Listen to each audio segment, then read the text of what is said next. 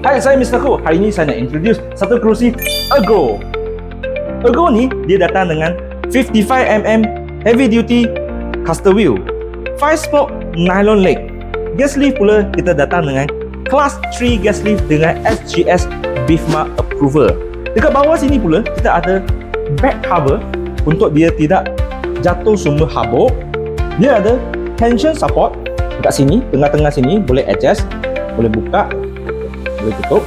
Dekat tepi sini pula kita ada lumbar support yang boleh adjust depan belakang. Armrest pula kita boleh adjust naik turun.